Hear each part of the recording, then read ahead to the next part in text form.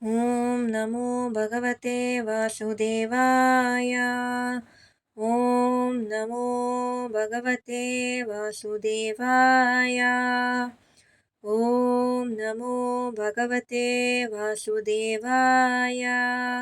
नारायणं नमस्कृत्यं नरं चैव नरोत्तमं देवीं सरस्वतीं व्यासं ततो जयमुदीरयेत्। नष्टप्रायेषु अभद्रेषु नित्यं भागवतं सेवया भगवती उत्तमश्लोके भक्ति भवति नैष्ठितिः।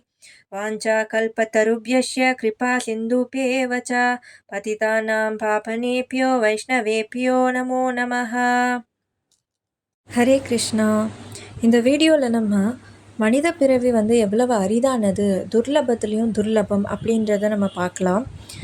நம்மளை சுற்றி நிறைய மனிதர்கள் இருக்காங்க, நம்ம அம்மா அப்பா சகோதரன் சகோதரி. அதனாலேயே நம்ம மனிதனாக பிறக்கிறது ஒரு சாதாரண விஷயம் அப்படின்னு ஒரு மைண்ட் செட்டில் இருக்கோம். ஆனால் ஸ்ரீமத் பாகவதத்தில் மனித பிறவியுடைய இம்பார்ட்டன்ஸ், அதாவது அதனுடைய முக்கியத்துவத்தையும் அது எவ்வளவு அரிதானது துர்லபம் அப்படின்றத சொல்லியிருக்காங்க. அப்படிப்பட்ட ஸ்ரீமத் பாகவதம் ஸ்லோகத்தை தான் நம்ம இந்த வீடியோவில் பார்க்க போகிறோம். முதலாவது 11வது கவுண்டோ 9வது அத்தியாயத்தில் 29வது ஸ்லோகத்தை பார்க்கலாம்.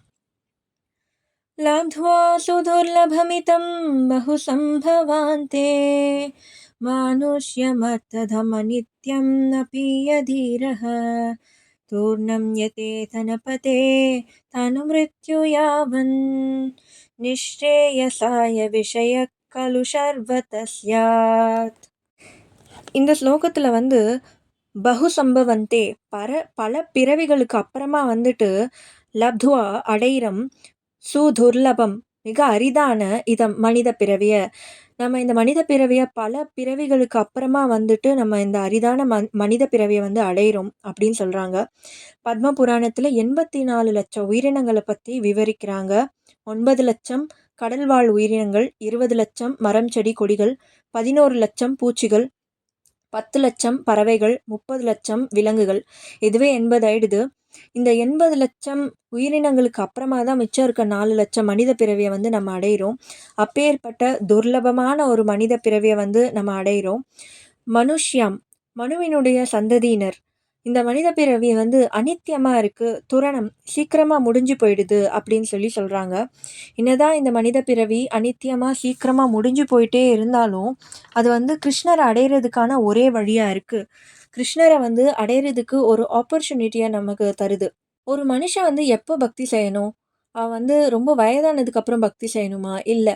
ஒரு மனுஷன் அவன் நல்லா இருக்கும்போதே அவனுடைய புலன்கள் எல்லாம் நல்லா இயங்குறப்பவே பக்தி செய்யணும். அவன் இறக்குறப்போ பக்தி செய்கிறதுல பயனே இல்லை. ஏன்னா கிருஷ்ண பக்தி மனிதனால மட்டும்தான் செய்ய முடியுது. எல்லா விலங்குகளாலேயும் கிருஷ்ண பக்தி செய்ய முடியாது. சில விலங்குகள் எக்ஸப்ஷனலாக இருக்குது, கஜேந்திரனை மாதிரி. ஆனால் கிருஷ்ண பக்தி சொல்லப்போனால் மனித பிறவியால் மட்டும்தான் செய்ய முடியும். அதனால் மனிதனாக பிறக்கிறது மிகவும் துர்லபம், அரிதான ஒரு விஷயம் அப்படின்னு சொல்கிறாங்க. இதுக்கு எக்ஸாம்பிளாக ஒரு ஃப்ளைட்டை ஒரு பைலட் இயக்குறாரு. அவர் எனக்கு பறக்கிறதுக்கு ரொம்ப பயமாக இருக்குது அப்படின்னு சொல்லிட்டு நான் ரன்வேலேயே ஓட்டிகிட்ருக்கேன் அப்படின்னு சொல்லி ஓட்டிகிட்டே இருந்து அவரோட பைலட் லைசன்ஸை நம்ம கேன்சல் பண்ணிவிடுவோம். உனக்கு ரன்வேல தான் ஓட்டணும்னா காரை வாங்கி ஓட்டு, எதுக்கு ஃப்ளைட் லைசன்ஸ் வேணும் அப்படின்னு சொல்லி கேட்போம். அதே மாதிரி இந்த மனுஷ பிறவி, அதாவது மனுஷ பிறவி தான் ஃப்ளைட்டு, மனித உடல் தான் ஃப்ளைட்டு. அதை பறக்கிறது வைகுண்டத்துக்கு போகிறது தான் பறக்கிறது, அண்ட் கோலோகத்துக்கு போகிறது தான் பறக்கிறது. அதை கண்டு பயந்துட்டு இந்த பைலட் நம்ம இல்லை எனக்கு இந்த ரன்வேலேயே இருக்க பிடிச்சிருக்கு, இந்த சம்சாரத்திலேயே நான் இருக்கேன் அப்படின்னு சொன்னால் அதுக்கு மனித பிறவியே தேவையில்லை. எல்லா விலங்குகளும் கூட தூங்குது, புணருது, சாப்பிடுது. அதனால மனித பிறவி வேண்டாம், நீ விலங்காகவே இருந்திருக்கலாம் அப்படின்னு சொல்லிட்டு சொல்கிறாங்க. அதனால அப்பேற்பட்ட துர்லபமான மனித பிறவி கிடைக்கிறதே துர்லபம். அது கிடைச்சதுக்கு அப்புறமா கிருஷ்ண பக்தி செய்கிறது தான் அதனுடைய அந்த மனித பிறவினுடைய நோக்கமாக இருக்கணும் அப்படின்னு சொல்லிட்டு இந்த ஸ்லோகத்தில் சொல்கிறாங்க. 2வது 7வது காண்டோ 6வது அத்தியாயம் முதல் ஸ்லோகம். இது பிரகலாத் மகாராஜா அவருடைய நண்பர்களுக்கு சொல்கிறது. உவாச்ச பிரகலாத் உவாச்ச அப்படின்னு வரும். உவாச்ச அப்படின்னா சொல்கிறது, இல்லை கூறினார் அப்படின்ற பொருள் வரும்.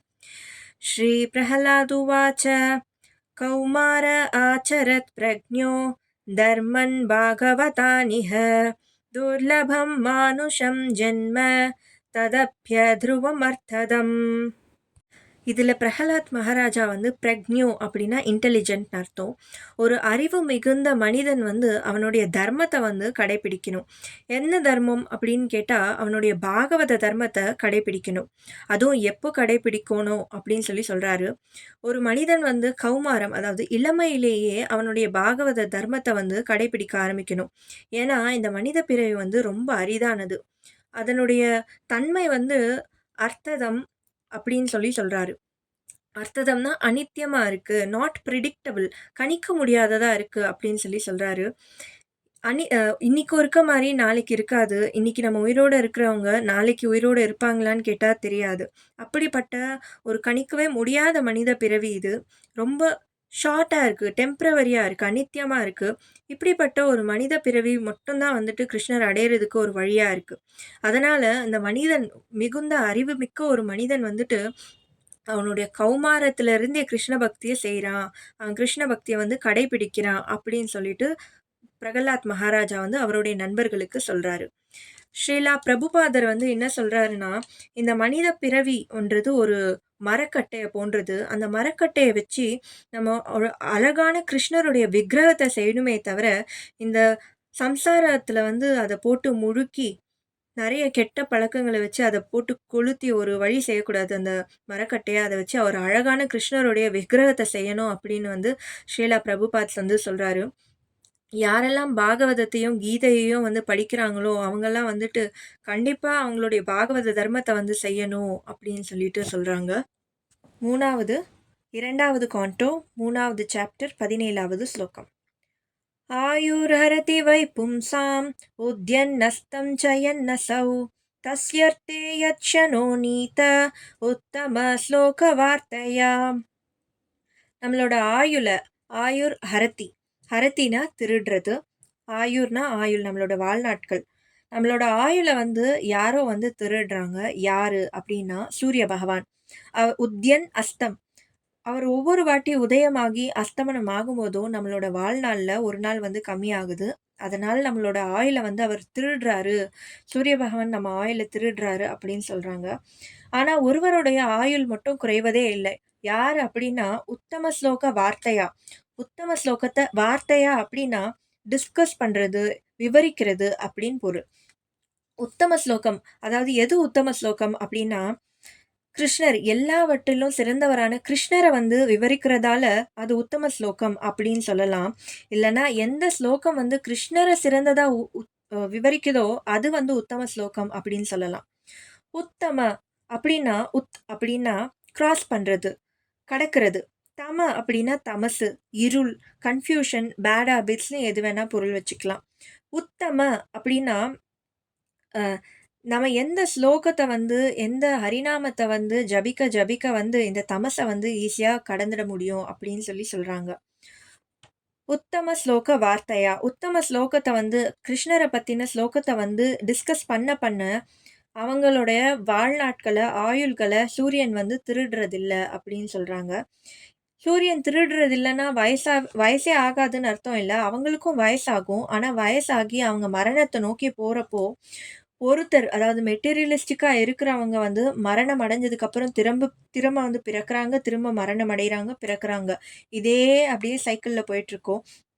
ஆனா கிருஷ்ண பக்தர்களுக்கு வந்து மரணம் அடைஞ்சதுக்கு அப்புறமா வந்துட்டு கிருஷ்ணர போய் அடையறாங்க. கோலோகத்த அடையறாங்க. அதனால அவங்களுக்கு வந்து நேரம் வந்து ஒர்க் ஆகாது அவங்க மேல. அப்படின்னு சொல்லிட்டு சொல்றாங்க. இதுக்கு பெஸ்ட் எக்ஸாம்பிள் என்னன்னா, ஒரு பூனையோட வாய் இருக்கு. அந்த பூனையோட வாய் வந்து ஒரு எலி அந்த வாயில மாட்டிக்கிச்சுன்னா, அது அதோட மரணம். அதே சமயம் அதே வாயில வந்து அந்த பூனை குட்டிகள வந்து அந்த தாய் பூனை தூக்கிட்டு போகும். அந்த பூனை குட்டிகளுக்கு அதுதான் வந்து உலகத்திலேயே சேஃபான பிளேஸ். அந்த மாதிரி வந்து நார்மலா மெட்டீரியலிஸ்டிக்கா இருக்கிறவங்க எலி மாதிரி, பூனையோட வாய் மரணம். அவங்களுக்கு அது மரணம் தான். அதே சமயம் பூனை குட்டிகளான கிருஷ்ண பக்தர்களுக்கு அந்த தாய் பூனையினுடைய வாய் வந்துட்டு ஒரு சேஃபான பிளேஸ். மரணத்துக்கு அப்புறம் கோலோகம் அப்படின்ற ஒரு சேஃபான பிளேஸ். ஹரே கிருஷ்ணா.